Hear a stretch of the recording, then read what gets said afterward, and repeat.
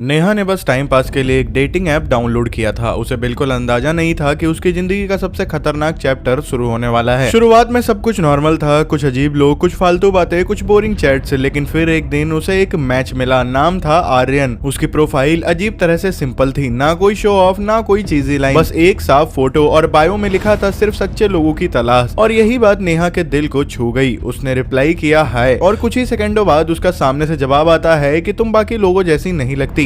ये line simple थी लेकिन अजीब तरीके से सीधे दिल में उतर गई। धीरे धीरे उनकी बातें शुरू हो गई और हैरानी की बात यह थी कि आर्यन हर बार वही बात कहता था जो नेहा सुनना चाहती थी। उसे हंसाता, उसे समझता, उसकी हर छोटी बात याद रखता, उसका फेवरेट कलर, उसकी बचपन की बातें, उसके फेयर्स, जैसे वो उसके दिमाग को पढ़ सकता हो। कुछ ही दिनों में नेहा को लगने लगा कि उसे उसका परफेक्ट आदमी मिल गया है, लेकिन उसे ये नहीं पता था कि यही परफेक्शन उसकी सबसे बड़ी गलती बनने वाली है। उसी शहर में पिछले कुछ महीनों से एक अजीब सा पैटर्न चल रहा था। हर 10-12 दिन में एक लड़की गायब हो जाती थी और कुछ ही दिनों बाद उसकी डेड बॉडी मिलती थी। पुलिस के पास कोई सॉलिड क्लू नहीं था। हर केस में एक चीज कॉमन थी, लार्ज फोन एक्टिविटी, एक अननोन नंबर या डेटिंग ऐप चैट, लेकिन कोई भी कनेक्शन क्लियर नहीं था। नेहा इन सब खबरों को सिर्फ न्यूज समझकर इग्नोर कर देती थी, क्योंकि उसकी अपनी दुनिया अब आर्यन के साथ बन रही थी। एक रात चैटिंग के दौरान आर्यन ने कैजुअली पूछा, क्या तुम मुझसे मिलने की हिम्मत रखती हो या नहीं। नेहा थोड़ी हेजिटेट थी, लेकिन दिल कह रहा था यही वो है, और उसने हाँ कर दिया। मिलने की जगह तय हुई शहर के बाहर एक कैफे में, जहाँ भीड़ कम होती थी। उस दिन नेहा बहुत सोच समझकर तैयार हुई। हल्की हिचकिचाहट थी, लेकिन एक्साइटमेंट बहुत ज्यादा थी। वो कैफे पहुंची, लेकिन वहां आर्यन नहीं था। उसने मैसेज किया कि मैं आ गया हूँ, बस थोड़ा और आगे आओ। कैफे के पीछे एक सुनसान रास्ता था। नेहा ने एक पल सोचा, लेकिन फिर वो आगे बढ़ गई, जैसे कोई उसे खींच रहा हो। तभी पीछे से एक आवाज आई, नेहा। वो मुड़ी और सामने खड़ा था एक लड़का। वही चेहरा, वही मुस्कान, लेकिन उसकी आंखों में कुछ अजीब था, कुछ ठंडा, कुछ खतरनाक। उसने धीरे से कहा कि तुम बिल्कुल वैसी ही हो जैसा मैंने सोचा था। नेहा को अचानक डर महसूस हुआ। उसने पीछे हटने की कोशिश की और कहा, मुझे जाना चाहिए, लेकिन आर्यन हंस पड़ा और बोला कि इतनी जल्दी क्यों, हमारी कहानी तो अभी शुरू ही हुई है। उसी पल नेहा को एहसास हुआ कि ये वही आदमी है जिसकी खबरें वो इग्नोर कर रही थी। उसका दिल तेज धड़कने लगा। उसने भागने की कोशिश की, लेकिन तभी उसे चक्कर आया। शायद वो पानी जो उसने कैफे में पिया था उसमें कुछ मिलाया गया था। उसकी आंखें धुंधली होने लगी। आखिरी बार उसने देखा, आर्यन उसके सामने झुककर उसका फोन उठा रहा था और उसके होठों पर एक ठंडी सी मुस्कान थी। अगले दिन न्यूज आई कि एक और लड़की गायब हो चुकी है। पुलिस और तेजी से इन्वेस्टिगेशन करने लगती है, लेकिन इस बार एक छोटा सा क्लू मिल जाता है। नेहा के फोन से आखिरी मैसेज भेजा गया था और उस मैसेज में था कि I finally found the perfect one. Police को ये लाइन अजीब लगी। उन्होंने उसके चैट को ट्रैक किया और आर्यन की प्रोफाइल तक पहुंचे, लेकिन शौक ये था कि वो प्रोफाइल फेक थी। आईपी एड्रेस हर बार बदल जाता था, जैसे कोई प्रोफेशनल खेल खेल रहा हो। लेकिन एक ऑफिसर को कुछ गड़बड़ लग रहा था। चैट पैटर्न, बात करने का तरीका, ये सब बहुत कैलकुलेटेड था, जैसे कोई इंसान नहीं एक सिस्टम हो। उन्होंने इसकी गहराई से जांच की और जो सामने आया उसने सबको हिला दिया। आर्यन कोई एक आदमी नहीं था, बल्कि कई आइडेंटिटीज का एक जाल था। 50 से ज्यादा प्रोफाइल्स और हर एक अलग पर्सनैलिटी के साथ। हर लड़की के पसंद के हिसाब से प्रोफाइल्स बनाई गई थी और सबसे खतरनाक बात कि उनमें से एक प्रोफाइल एक्टिव भी थी और वो चैट कर रहा था एक नई लड़की के साथ। जब प्रोफाइल ने उस लड़की की डिटेल्स निकाली, वो लड़की उसी केस को इन्वेस्टिगेट कर रहे ऑफिसर की बेटी थी। ऑफिसर के हाथ कांपने लगे। उसने तुरंत अपनी बेटी को कॉल किया, लेकिन फोन बिजी था। स्क्रीन पर सिर्फ एक मैसेज आया कि पापा, मुझे लगता है कि मुझे मेरी पसंद का इंसान मिल चुका है। और दूसरी तरफ कहीं अंधेरे में वही मुस्कान फिर से दिखाई दी, जैसे ये खेल अभी खत्म नहीं हुआ, अभी शुरू हुआ है। नेहा के गायब होने के बाद पूरे शहर में डर का माहौल था, लेकिन असली तूफान तब आया जब पुलिस को पता चला कि जिस आर्यन को वो ढूंढ रहे हैं वो अब किसी के साथ चैट कर रहा है, और वो कोई और नहीं बल्कि उसी केस को हैंडल कर रहे इंस्पेक्टर राजेश की बेटी सिमरन थी। राजेश के पैरों तले जमीन खिसक गई। उसने तुरंत सिमरन को कॉल किया। फोन बार बार बिजी जा रहा था, जैसे वो किसी से लगातार बात कर रही हो। उसकी सांसें तेज हो गई। उसने अपनी टीम को आदेश किया कि उसकी लोकेशन ट्रेस करो अभी, लेकिन सिस्टम बार बार ग्लिच कर रहा था। आईपी एड्रेस हर बार बदल रहा था, जैसे कोई उनके हर मूव को पहले से जानता हो। उधर सिमरन अपने कमरे में बैठी थी। उसके चेहरे पर हल्की सी मुस्कान थी। वो लगातार अपने फोन पर टाइपिंग कर रही थी। तुम सच में अलग हो, उसने लिखा, और तुरंत रिप्लाई आया, क्योंकि तुम मुझे समझती हो। ये वही पैटर्न था, वही स्टाइल जो नेहा के साथ हुआ था। लेकिन सिमरन को ये सब परफेक्ट लग रहा था। उसे लग रहा था कि आखिर उसे कोई ऐसा मिला था जो उसे सच में समझता था। तभी आर्यन ने मैसेज किया, क्या तुम मुझसे मिलने की हिम्मत रखती हो? सिमरन कुछ सेकंड के लिए रुकी, लेकिन फिर उसने लिखा हाँ। मीटिंग का टाइम और लोकेशन तय हो गया, शहर के बाहर एक अनजान जगह पर। उधर पुलिस को फाइनली लोकेशन की जानकारी मिल गई थी। राजेश बिना देर किए अपनी टीम के साथ वहां निकल पड़ा। रास्ते भर उसके दिमाग में एक ही बात चल रही थी, मैं अपनी बेटी को कुछ नहीं होने दूंगा। लेकिन उसे ये नहीं पता था कि वो जिस खेल में घुस चुका है वो उसके सोच से कई ज्यादा खतरनाक है। वही अनजान जगह के अंदर अंधेरा था, टूटी हुई दीवार, जंग लगे लोहे के दरवाजे और एक अजीब सी खामोशी। सिमरन धीरे धीरे अंदर बढ़ी, उसका दिल तेजी से धड़कने लगा था, लेकिन एक्साइटमेंट अभी भी डर से ज्यादा थी। तभी उसे पीछे से आवाज आई कि तुम आ गई। वो मुड़ी, लेकिन वहाँ कोई नहीं था। फिर उसका फोन वाइब्रेट हुआ और आवाज आई कि थोड़ा और अंदर आ जाओ, जैसे कोई उसे कंट्रोल कर रहा हो। उधर पुलिस भी वेयर हाउस के करीब पहुंच चुकी थी।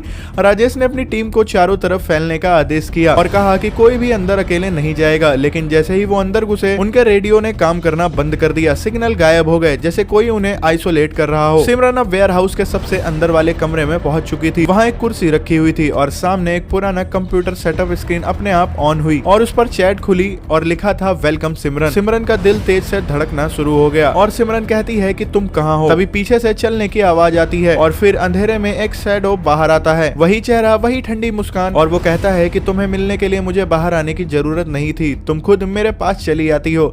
सिमरन पीछे हटने लगी और कहती है कि तुम कौन हो?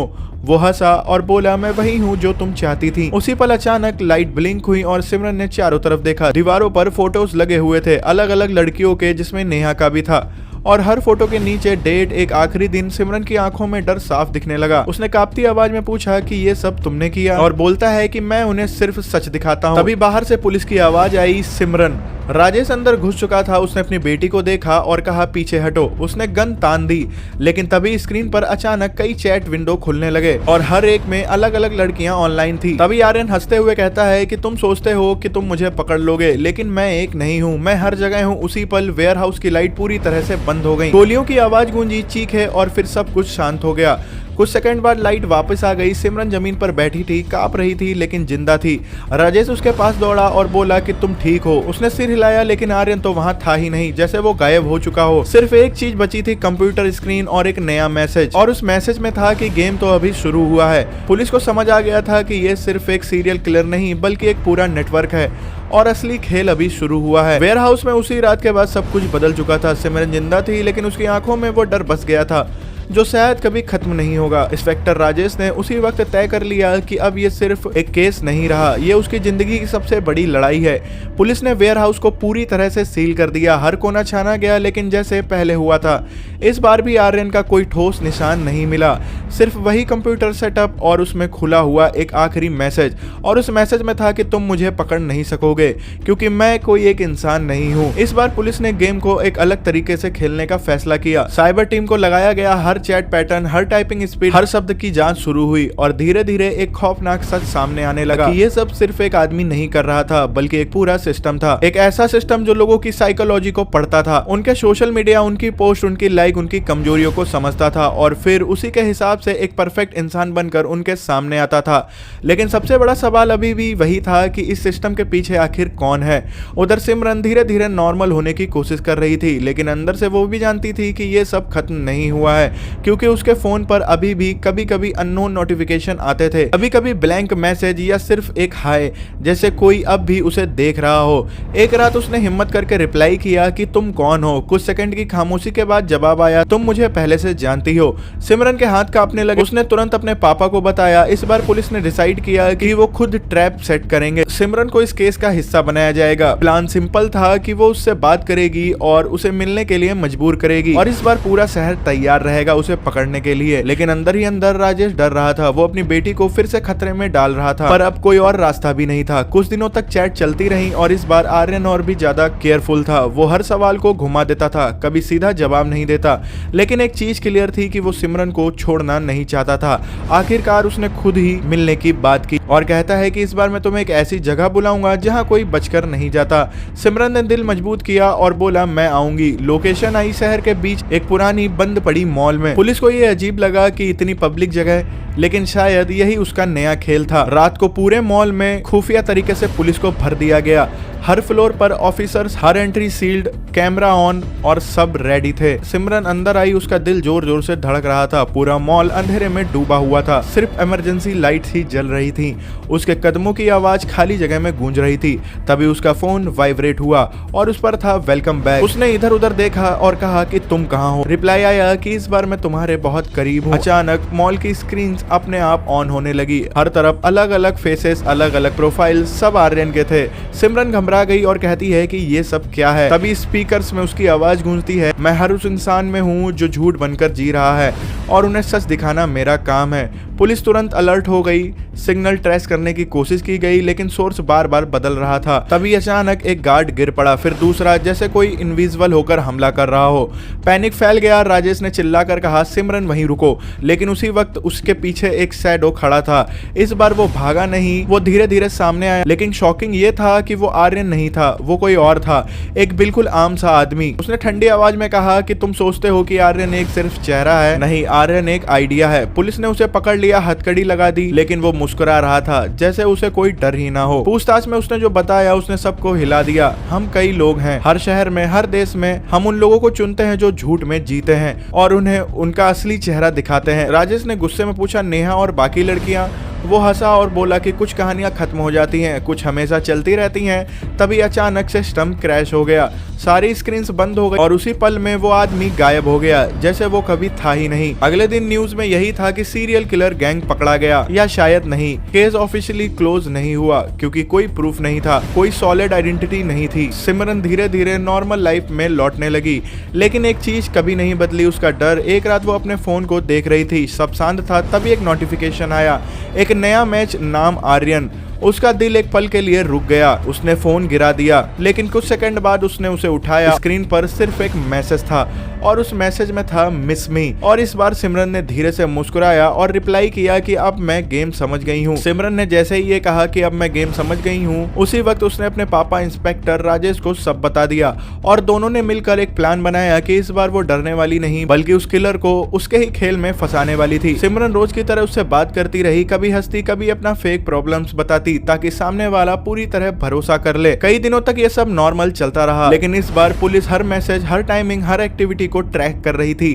धीरे धीरे एक पैटर्न सामने आया कि आर्यन हर रात एक ही टाइम पर एक्टिव होता है और कुछ सेकंड के लिए उसका नेटवर्क स्टेबल होता है। साइबर टीम ने उसी समय पर फोकस किया और आखिरकार एक दिन उसका सिग्नल ट्रेस हो गया, जो शहर के बाहर एक पुराने बंद पड़े बिल्डिंग से आ रहा था। तुरंत प्लान बना और उस जगह को घेरने की तैयारी शुरू हुई, लेकिन सिमरन को भी उसी जगह मिलने के लिए बोलना था ताकि वो खुद सामने आए। सिमरन ने हिम्मत दिखाते हुए उसे मिलने के लिए हाँ कर दी। तय दिन पर वो उसी जगह पहुंची। चारों तरफ सन्नाटा था और अंदर अंधेरा। उसका दिल तेजी से धड़क रहा था, लेकिन इस बार वो भागी नहीं। कुछ देर बाद एक आदमी उसके सामने आया जो बिल्कुल साधारण दिख रहा था, ना कोई डरावना चेहरा, ना कोई खास बात। सिमरन ने उससे बात शुरू की और उसे बातों में उलझाए रखा ताकि पुलिस को पूरा समय मिल सके। वो आदमी धीरे धीरे अपनी असली बातें बताने लगा कि वो कैसे लोगों की कमजोरियों को समझकर उन्हें अपने जालों में फंसाता था और खुद परफेक्ट बनकर उनके सामने आता था। तभी अचानक पुलिस वहां पहुंच गई और चारों तरफ से उसे घेर लिया गया। इस बार वो भागने की कोशिश भी नहीं कर पाया क्योंकि हर रास्ता पहले से बंद था। इंस्पेक्टर राजेश ने उसे पकड़ लिया और वहीं गिरफ्तार कर लिया। उसके पास से कई फोन, लैपटॉप और फेक प्रोफाइल्स के सबूत मिले। पूछताछ में उसने सब कुछ कबूल कर लिया कि वही इस पूरे नेटवर्क का मास्टरमाइंड है और उसने ही नेहा समेत कई लड़कियों को फंसा कर मारा है। उसके खिलाफ इतने मजबूत सबूत थे कि वो कोर्ट में बच नहीं पाया और उसे उम्र कैद की सजा सुनाई गई। इस तरह उसका पूरा खेल खत्म हो गया और शहर में फिर से शांति लौट आई। सिमरन और उसका परिवार धीरे धीरे डर से बाहर निकलने लगे और नॉर्मल लाइफ को जीने लगे। इस बार सच में कहानी यहीं खत्म हो गई क्योंकि असली किलर पकड़ा जा चुका था और उसका खतरनाक खेल हमेशा के लिए बंद हो गया था।